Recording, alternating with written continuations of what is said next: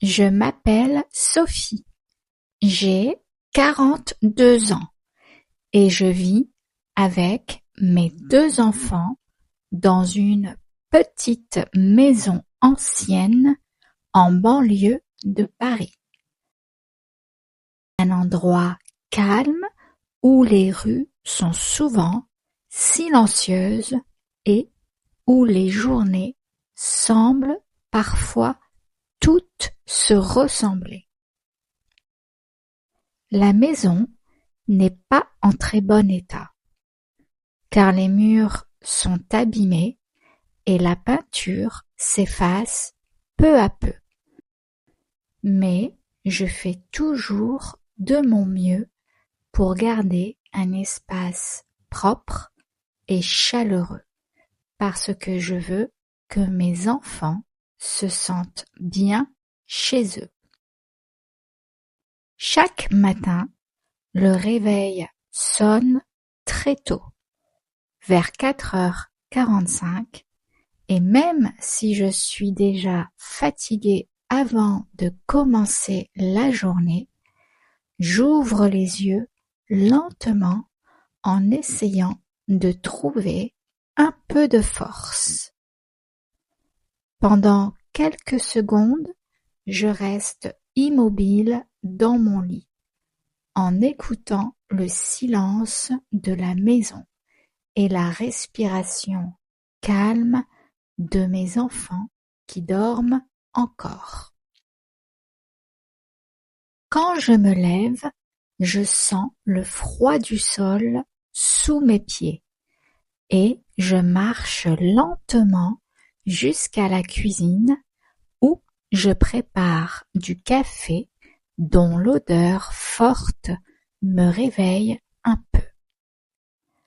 En regardant par la fenêtre, je vois souvent un ciel sombre et sans lumière, et je pense à la vie que j'imaginais autrefois, une vie plus douce et plus stable.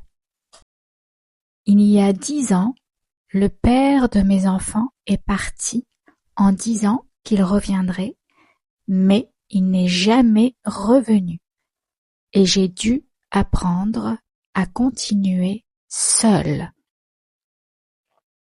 Je ne parle presque jamais de lui, mais son absence reste présente dans ma vie comme une ombre silencieuse.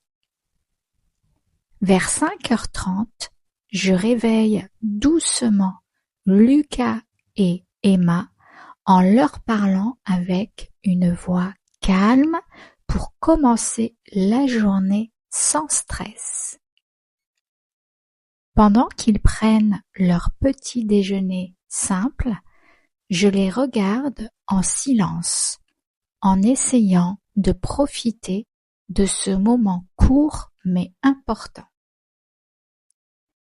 Quand nous sortons de la maison, l'air froid du matin nous entoure et je tiens la main d'Emma comme pour la protéger.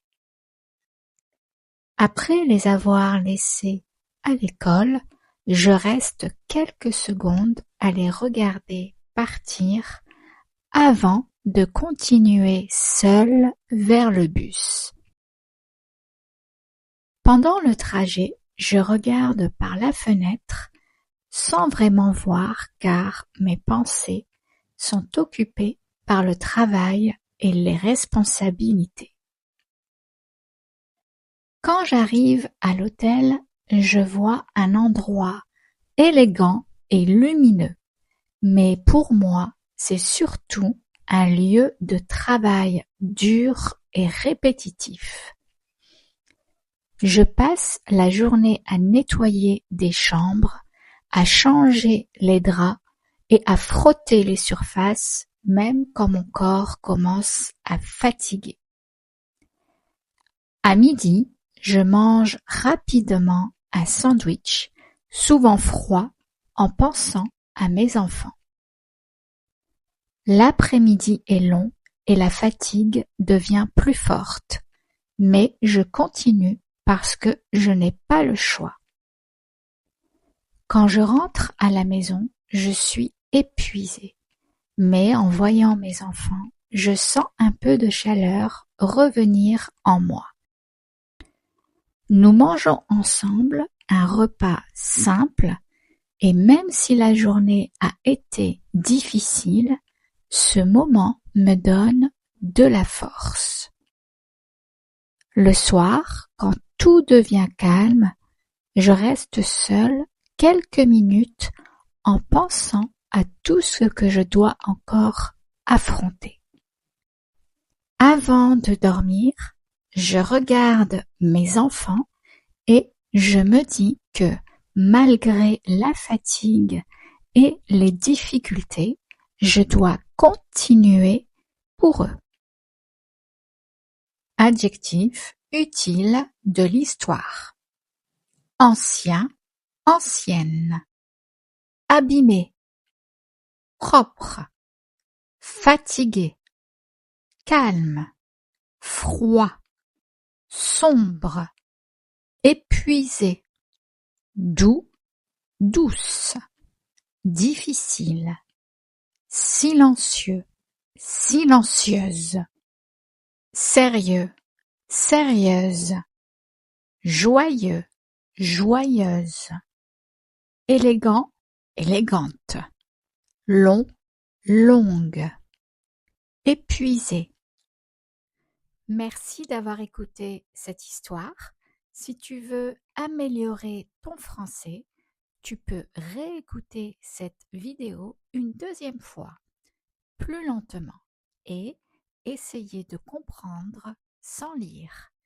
Tu peux aussi répéter les phrases à voix haute pour pratiquer ta prononciation.